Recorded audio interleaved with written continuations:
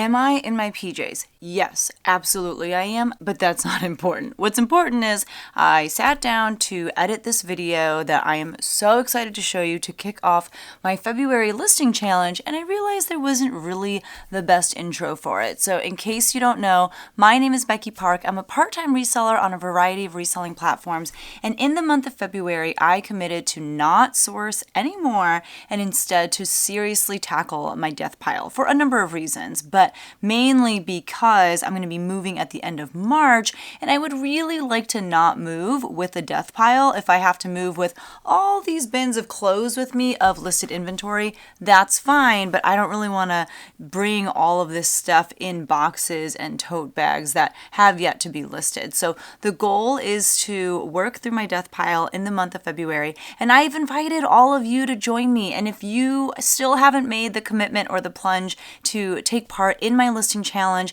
definitely make sure that you sign up for it. Down in the description below, there is a link. But I thought I would kick off the month of February, the month of the listing challenge, with an interview with one of the hardest working resellers out there that I know.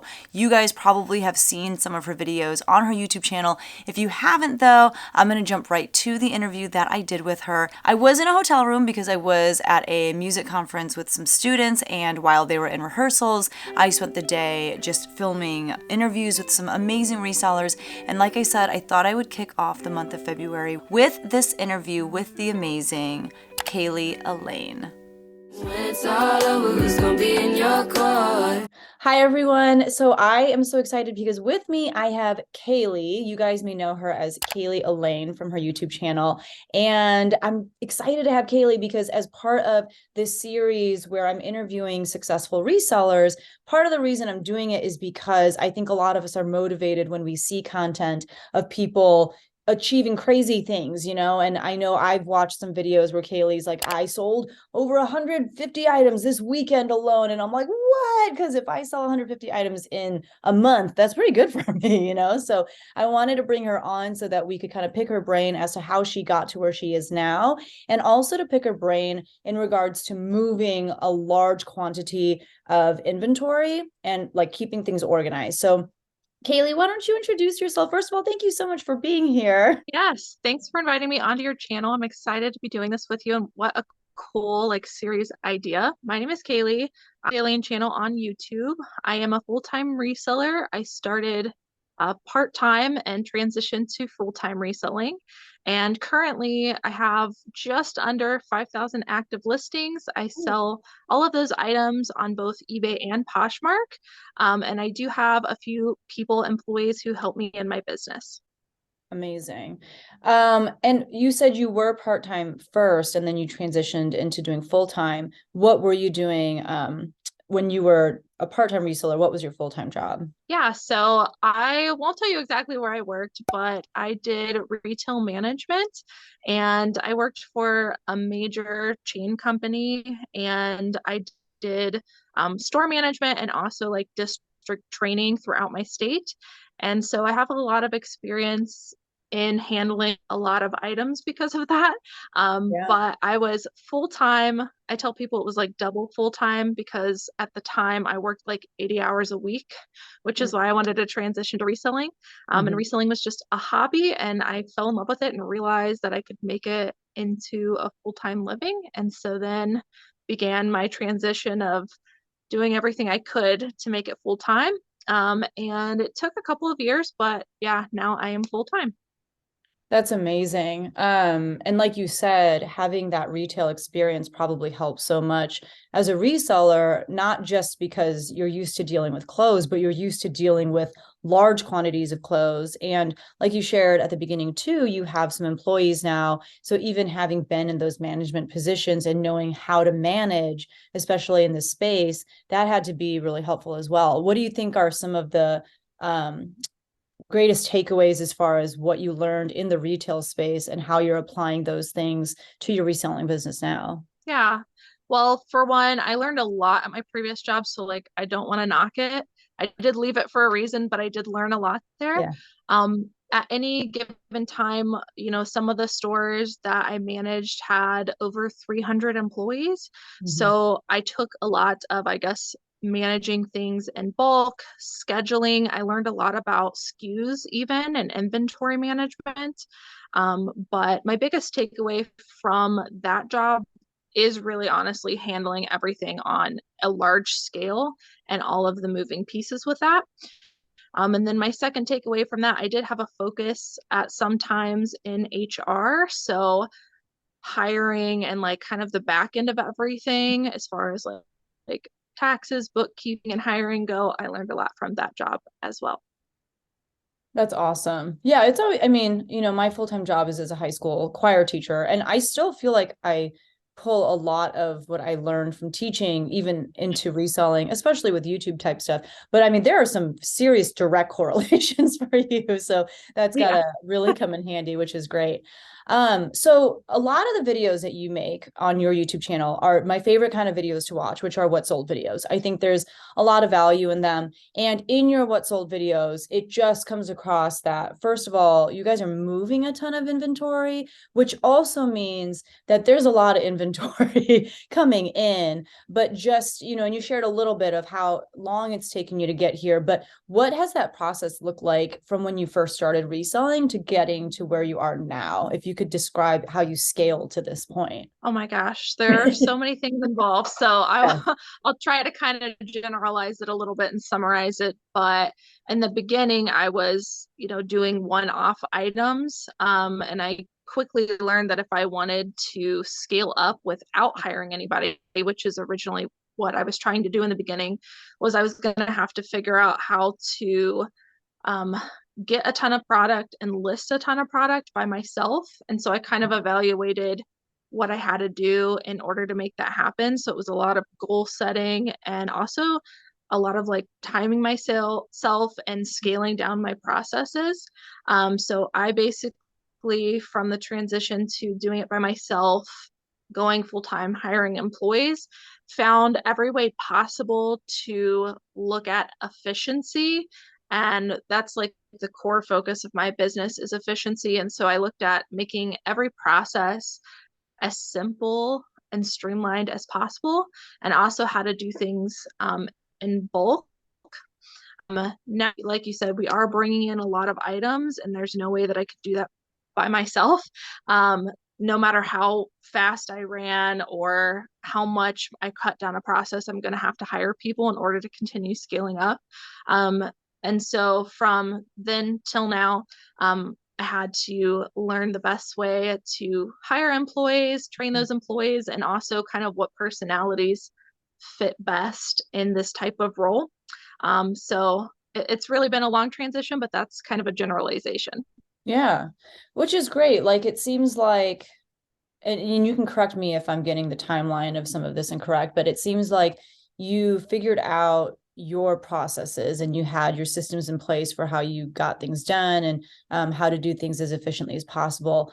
And then and only then did you bring on employees because you've got this streamlined process and now you can really up the ante with additional people who can step into an already streamlined situation versus, okay, we've got people, now we got to figure out like, how are we going to do this as efficiently as possible? So it seems like for you, it was important to have kind of that set in place first. Yeah, that's correct. And I mean, I will say, like, we can all look back, and at the time, we probably felt like it was the most streamlined. And I've definitely made, a lot of changes since then. But yes, that was my main focus before trying to scale up, was getting everything set as much as possible for, the time period that I was at before moving forward. Oh my God, I feel like I'm on the news because there's like a little delay where like we're just like looking at each other and then you hear it and you're like, oh, okay. So we established that you are working with a lot of inventory. Can you talk to me a little bit about sourcing? And you shared how, you had to kind of change things because in order to scale and move the kind of inventory that you are, you had to move into, buying in bulk and things of that nature. But can you talk to me about the evolution of your sourcing a little bit and where you've kind of landed? Yeah, so I used to only source locally and just kind of hit or miss whenever I had time, go to thrift stores in my area. I quickly learned that the brands in my area were not that great. And a lot of things, something a lot of people don't know about my reselling business, we try to mention it a few times on the channel, but I think it gets passed over a lot, is we actually do not source very close to where we are. We actually have to drive at least 1 hour away to get to a good sourcing area. And so with that in mind, trying to be as efficient as possible, we basically spend, if we're going to go sourcing, we spend an entire day sourcing. So we're really trying to maximize our efforts. And most of the time, I will actually bring one of my employees with me. She's my e-commerce manager. Her name is Nikki. She's usually in some of the videos with me. But we kind of do essentially a tag team effort. And so we'll kind of hit a store and dissect it together. And because we're so far away and we don't have that much time, oftentimes we'll only hit sections that we feel like are super profitable versus, like only sourcing jeans versus tops, for example. Yes. And we have kind of something I feel like is a little bit different than what other people do, is we always figure out what the new color tab is. Whether you're at a Goodwill or another chain store, we always hit up a new rack and we look for what color is being put out that week. And then we basically only go find that color at the thrift store. And instead of touching every item, we've learned to kind of run through as quickly as we can and only focus on the new items. And that's been super successful for us. So that's a way we've kind of maximized everything. And then while we're out sourcing, we try to kind of do a 2-for-1. Since we're already doing a comp at the thrift store, we start putting all of our information into a spreadsheet as we're sourcing, a short title of what the item is, cost of goods, and then again, since we're already doing a comp in the store, we're putting that comp in of how much we're going to sell for. That way when we come back, we don't have to do it twice. So that's kind of a little bit of an insight into our sourcing. But basically we are running full speed through thrift stores, only looking at the new items.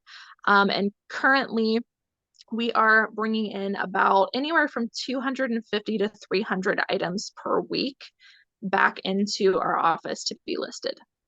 Amazing. And do you supplement that inventory with like wholesale purchases or buying in bulk elsewhere? So no, I actually, everything has been hand selected and hand picked at thrift stores. But I will tell you, literally in the last couple of weeks, a subscriber reached out to me on Instagram, and I actually have somebody in another state right now who's sourcing for me, and sending me stuff. So I would consider that somewhat of like a wholesale, but that just started and kind of testing the waters with that. But so far so good. And she's basically doing the same thing where she's handpicking items. I don't do any kind of liquidation in that sense. That's amazing. So that's a lot of volume to be bringing in that, like you said, is hand selected. It's not, like a Nordstrom palette or anything like that. And even how you described the process that you guys have when you go to a thrift store, that's amazing too. I'm going to steal from you the like kind of keeping track of what it is that you're putting in your cart as you go. Cause yeah, why do that work twice? That's literally what I think every time I sit down to list. I'm like, I know I looked up comps for this while I was at the thrift store because that's why it's home with me now. But like, I cannot for the life of me remember exactly what those comps look like. So that is so smart. And I will be picking your brain about that more in the near future. Sounds good. So, yes. So as far as your employees are concerned and they're outsourcing with you, do you feel like they already came in with like just impeccable taste and knowledge of what things are going to do well, or like what did that training process look like as far as teaching them what to be on the lookout for aside from a specific color tag? Yeah. So no, they didn't come with any prior experience. Yeah. The first thing that we tell anyone sourcing with us, which I'll just say leading up until now, Nikki was my e-commerce manager was the only one helping me source. We just now brought on a new hire and part of her job is learning to source. So there aren't very many hands in it yet, but everybody that we do have help us with sourcing, the first thing I tell them is forget everything, like the brands that you think are good or not, because just I'm from a small town, so people in my area think that like the highest brand that they can think of is like American Eagle, BKE and stuff like that. So I had to basically have them erase all prior knowledge. And that's where a lot of my HR experience came in. And we have like a whole training plan and outline of training employees on sourcing, but I will say it can be a very long process. But one thing I specifically focus on besides like strategical things like, looking at only the new colors is we try to focus on not memorizing brands, but rather figuring out how to identify quality in an item. And if you can do that, then the brand will kind of follow. So I usually first start out by telling them what a quality item is, focusing on thick material, cashmeres, things like that, how to identify that better, and move on from there. But it's a long process. It's kind of I follow the method of you watch me do it, then we're going to do it together, and then you're going to do it on your own, and I'm going to work with you on that. But I would say Nikki, who got hired a couple years ago, probably it took her about a year to get to what I would consider like a professional level of sourcing where I don't have to go back and look at anything. And we're currently in the process right now with a new hire doing that. And that's what we're teaching her is how to focus on quality instead of trying to memorize brands. Yeah. And that's so smart because you can memorize all the brands you want, but there are still going to be brands out there that you've never heard of. And to pass on something just because you're not familiar with the label or with the tag, you could be losing out on some profits that way. Instead, if you were to, like you said, pay attention to, oh, well, this is made of 100% cashmere or 100% linen, or, the darts are, whatever, right? Like, so that's really smart. I could really pick your brain all day about even your employees and all that kind of stuff, but I really do want to talk to you about maintaining your inventory. So you go out, you source 250 to 300 items a week. These things come in. What happens next? How do you keep track of everything? What is the process for getting things listed? What is your turnaround usually from the moment it hits your office to it being listed online? How does that streamlined process look? I could talk all day about this, but I'll try to be quick. But basically that spreadsheet we talked about, we have a sheet for every single day. So anything that we get that day is on that one page on the spreadsheet. We come back, we dump those items into bins, and then we label those bins by date. That way, so anything we got January 20th has a label that says January 20th on it. When our employees go to list it, they can reference back to that date, that spreadsheet, and know exactly how much things are going to be listed for, any keywords and stuff like that. So we dump it in. I currently work a week ahead at least. So anything that we're sourcing this week isn't going to be listed until next week, which are the needs for like labeling the totes. But once we are ready to list those items, this is very complicated, but we just started using the eBay update where you can upload a spreadsheet to create drafts. So we're just taking our sourcing spreadsheet and we're uploading that to create the shell of a draft essentially with all of that information. And then all they have to do from there is upload their photos and then finish out the listing. I'm going to steal so much of this from you. And I will give credit where it's due. Like when I start talking about this, I'm going to be like, so Cayley taught me because this is so good. And am I right in remembering, are you a List Perfectly person? I am. So we start everything on eBay. Once it's listed on eBay, and remember, we're listing things in the future. So everything that we're listing gets scheduled way out in advance. I like having the flexibility in case, we need a day off or something and we can't list one day. Once the listing actually goes live, once that scheduled date reaches and the listing becomes active, we cross post to List Perfectly, and then we cross post to Poshmark after that, and every single item does. And I use List Perfectly as kind of a middle ground to keep track of what's on which platform. And also in case like eBay goes down or Poshmark goes down, I've got those listings in another place. Yeah. So it is an extra step instead of just eBay to Poshmark, but that's how we do it. Yeah. No, that's smart. And that was going to be my question, because I've been in, I've gotten in the habit of starting everything in List Perfectly first, and then, getting it onto my other platforms. But I love that idea of you're sourcing, you've got this spreadsheet, you're just putting the information in there, and then you just plug that spreadsheet into eBay. I mean, like, holy cow, this is like blowing my mind right now. I'm very excited. So that's amazing. You, by the way, I don't know if you do this already, you should sell said spreadsheet on like, you should make that available, because I would buy it in a heartbeat. So the second you do, let me know and I will let everyone know too. But that's amazing. Okay. So you're bringing in all this inventory, you've got it organized the way that you do. On average, how many pieces do you feel like you guys are moving a week? So anywhere from 250 to 300 items. We list, currently we're at 35 active listings every single day, 7 days a week. I haven't missed a day of listing in like almost 2 years now. So it's a lot of inventory. So it's 35 active listings a day. If we end up sourcing more than that, it basically gets put into a sourcing bank and we just list it later. But anywhere from 250 to 300 items are being brought in and listed per week.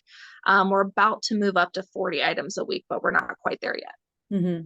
And how do you decide that you're there? Like, how do you decide, okay, this is when we get to level up to, 5 more, what parameters have to be in place for that? So I like to be I want to be scheduled ahead 2 weeks. Like, I want to have all of my listings completely done, bagged, tagged, ready to put into inventory for 2 weeks ahead from now. Again, I really like having that flexibility. I'm in Ohio, so we have a lot of like snow days here. Right now, we're only at about a week ahead. So I told my listers that once we get to being scheduled 2 weeks ahead, that's when we're going to bump up listings. But basically, once I see that I'm draft banking too many items, it's time to increase listings.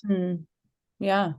No, I mean, it's good to kind of get in your head to figure out, like, I think a lot of people are too eager to move up, but they don't have things in place to actually make that happen. Oh, we're getting an alert that our free meeting will end in 10 minutes, guys. We're on Zoom. So it's I can hop back on if you need to. okay, we'll see. We might need to. We'll see. I'm learning so much right now. So am I safe to say you would consider yourself a volume seller? Yeah, I mean, sometimes I hear volume seller, and I think people think that means like you're listing really low dollar items, but that's not necessarily true for us. Our average sale price is usually between $30 and $40. So we are volume in the sense that we're moving a lot of items, but we do try to stick to a pretty moderate average sale price. Yeah. And what do you like about the fact that there are so many moving pieces coming in and out? Sometimes I don't like it, to be honest, but That was going to be my next honestly, question, so don't skip ahead. yeah. Okay. It's honestly, I think the best thing about moving that amount of items is just like job security, but also you can't really get good at something if you're not doing it frequently. And I've been able, just because of the amount of stuff that we're moving, I've been able to really good at certain processes, which I don't feel like I would have been able to do if I were just listing, 5 a day. I don't think it's enough practice for me to be able to really get in there and figure out how everything works. So I would just say, like, practice wise, I'm getting a lot of it because I'm moving a lot of items. Yeah. So you said there are things that you don't like about it too, and then you jumped ahead and you like looked at my spreadsheet somehow, even though I didn't send it to you and you knew what I was going to ask next. But what are the cons of it? Because I think some people romanticize like, oh, I want to have a warehouse and I want to fill it with all this stuff. And I want like a huge death pile, so I never have to worry about where is, my next item that I'm going to list going to come from. But I'm going to assume that when you've got over 6,000 active listings, that there are some cons to that as well. What would you say those are? I would say once you get to a larger scale, which I still think I'm like a medium scale. There are some resellers that have like 10,000 active listings. I'm not quite there yet, but I do think that the larger the business gets, the more business minded I have to be, and the less doing it for fun, I feel. So it becomes more of, you know, having to be strategic than just having fun and going outsourcing. And you do get to a point where like you're not okay with missing a day of listing because you know it has to get done. So there is, I mean, there's a lot of pressure at any given time weighing not only on myself but my employees. We just, you know, there's a lot to do and there's only so many hours in the day, trying to make sure that that gets done and juggling all those moving parts. A lot of pressure to do so sometimes, and like I said, it becomes more of a business than something that's fun. I still find it fun, but definitely the thrifting for me has become a lot less fun since having to thrift like 300 items every week. Yeah, that is intense. I mean, I am nowhere near that, but sometimes I'm like, you know what? I'm done. Like, I'm gonna leave. Like, this is just not enjoyable. So, but I have the luxury of doing that because this is not my primary source of income. Whereas you got to keep grinding, even if you're tired or just you feel like it's kind of an off day and there just isn't as much stuff. So in your opinion, do you feel like there is enough out there though for you to keep at it with this current business model and to even scale? Do you feel like there's enough meat on the bone, even when you're outsourcing at places like thrift stores and whatnot, that you can keep doing this for the foreseeable future? I do. Like I said, we travel an hour one way. There are hour away places that I have, you know, on the other direction that I haven't even tried yet. Yeah. But even while I'm out at thrift stores, I mean, I'm competing with a lot of resellers that are there. And I think sometimes people see that and just, you know, being out with other resellers, they feel it's too competitive and that there isn't enough out there. I don't find that. I find that we're all sourcing different things. We all have different business models. As far as like, I guess, sourcing more and more and more, I do think that some areas for me, I'm not going to be able to get as much out of it. I'm going to have to travel in other directions. But that's where hiring help comes in and traveling to different places. But I mean, I don't know if I'm sure you've been to the bins, but there are so many clothes going to the landfill that I'll never believe that there's not enough that you could do more. Yeah. So I know you have a YouTube video about this and you've got, it looks like your inventory behind you. You've got like banker's boxes and you've got clear bins. So I don't want you to have to share all the information that you already have in your YouTube video about your inventory, but can you just give a quick synopsis of, again, how you stay so organized? Because with that many moving pieces and that many physical, you know, products in your, and is this like a warehouse, an office? Like what sort of space are you in? Yeah, I'm in a 2,000 square foot office. We have these shelves behind me. These are older. We use the banker boxes strictly now, which are, if anybody's interested, if you go to my channel, they're linked in like all the videos. But we, as I mentioned before, I had to find a way to cut down like every process and make it as simple as possible. That way, when I hired employees and also for myself, it was super easy. So I've done a lot of different inventory systems. The easiest one I found is the one behind me, which is just numerical. So I have a tote or a banker box, and it's just labeled like 1 through 30. And so then within that tote, I will have a bag with a little sticker on it that says 1, and then the next one will say 2. And so it just fills in that box wherever it fits in numerically. And then I put that same number in my eBay SKU. And we just track everything through eBay. And even when I cross post to List Perfectly and Poshmark, that SKU carries over. But it's a pretty simple process, but I really enjoy it. We do try to, if we can, like with these totes, for example, we try to keep things in order as well. So it's not just everything scrambled. It's 1, 2, 3, 4. So it's easier to grab. But other than that, anything that doesn't fit in those boxes, we just have like in a bulk tote somewhere with the same kind of label on it. Well, that makes me feel good because I think your system and my system are very similar. And so I'm going to assume in your box that's 1 through 30, it always stays 1 through 30. And once number 3 gets sold, then something else becomes number 3.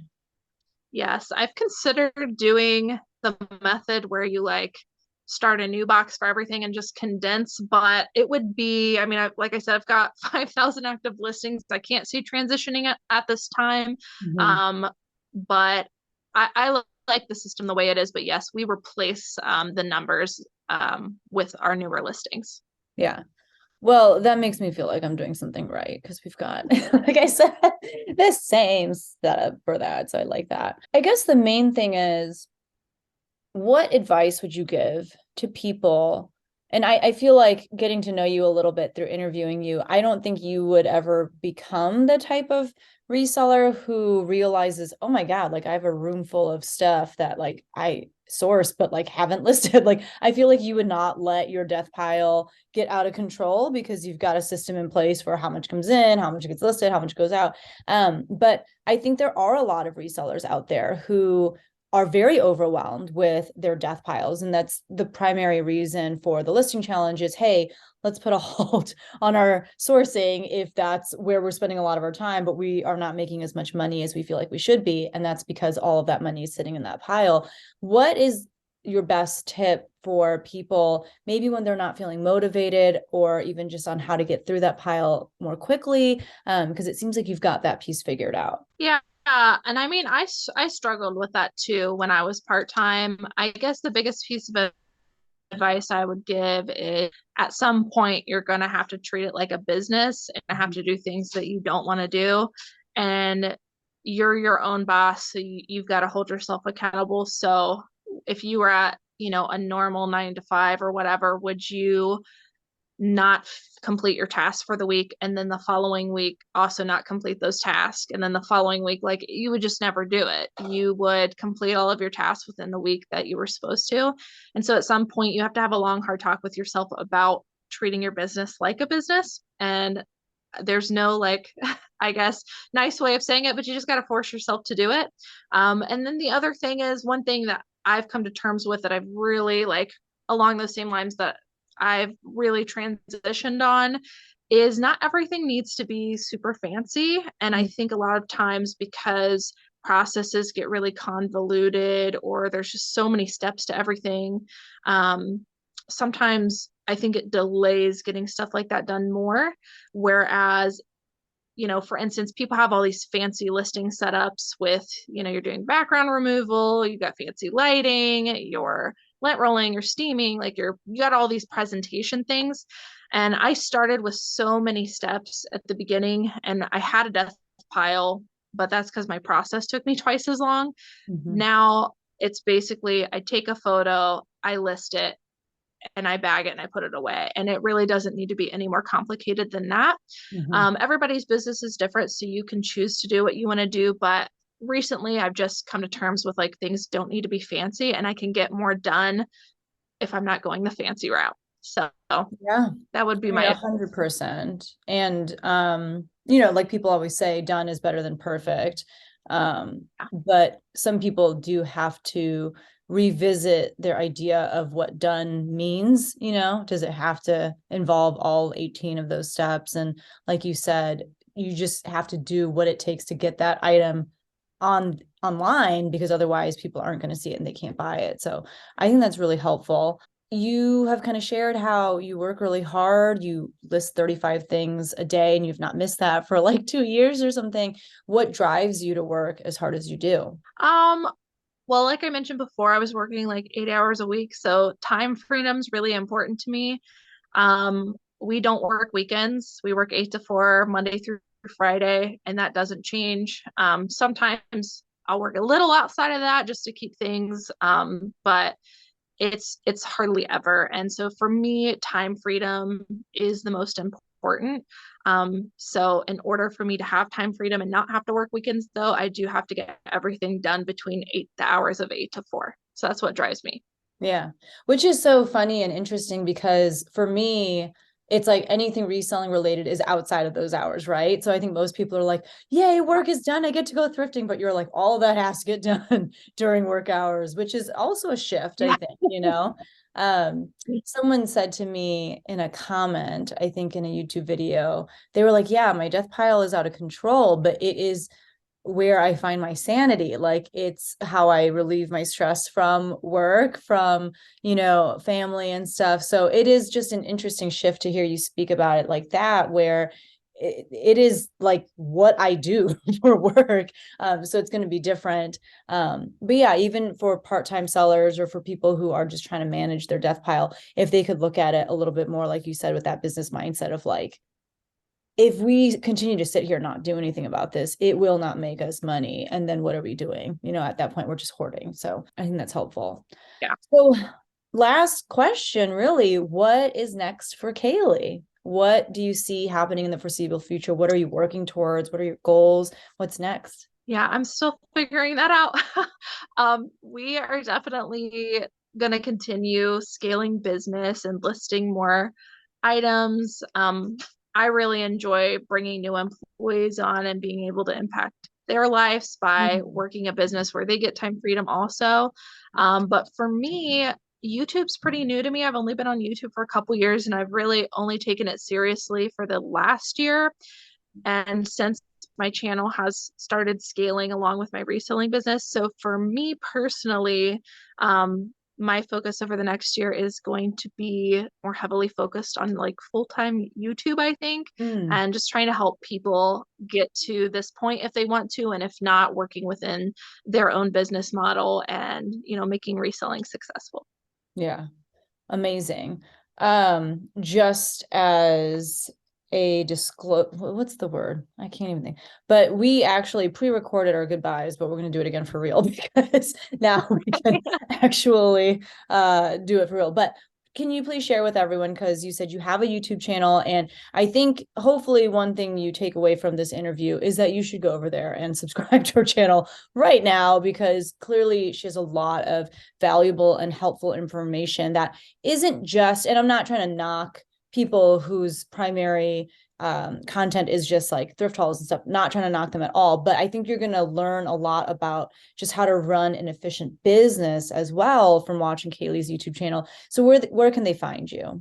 How can they find you? Yeah, so my YouTube is Cayley Elaine, and I'm sure it'll be somewhere like near the Yes, screen or I'll like have in the it down. description. But my name is spelled Cayley, and I'm only on YouTube and Instagram, and it is the same handles for both. Awesome. So yeah, I mean, I would definitely recommend following her. And like I said, the reason I brought her on is because she's making some moves, she's disciplined, and there's something about that that's very motivating, especially maybe if you're in a rut and you just cannot get yourself to do the things that you need to do. Her results speak for themselves, and the results are only there because of the work and the effort that she's putting into her business.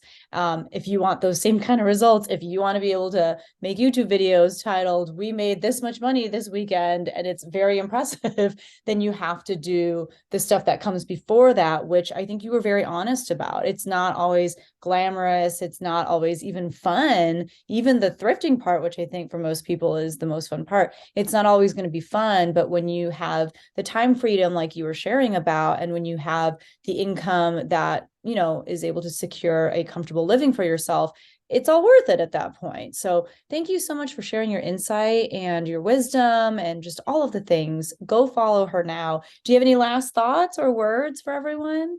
Thank you guys so much for watching this. I hope you guys will join me over at the channel. I don't want to seem like we're not fun. We do thrift hauls and stuff over there too. So Yes, we no, do you have guys fun. do. And But like we I would said, you love to. do a lot of what sold videos, which I think is kind of Yes, best of both worlds, because you share in those too, like where you got the item and all that kind of stuff. But yeah, there's a lot of like great business stuff too, which is great, but the fun stuff as well, like you said. absolutely. But I'd love to have you guys over there. And thank you so much to you as well for having me on the channel. I really enjoyed chatting with you. Yay! All right. Well, we're gonna let Cayley go. You guys are awesome. Hopefully this motivates you to list your entire death file. Thank you guys so much for watching the interview. If you want to see more videos like this, I actually have a few more interviews with amazing resellers lined up. So make sure that you hit that subscribe button. Again, sign up for the listing challenge down below in the description if you haven't done so already. Make sure that you're following Cayley. I will have all of her information down in the description below. And let's kick February's butt. You got this. Thank you for watching, and I'll see you guys in the next one. Bye.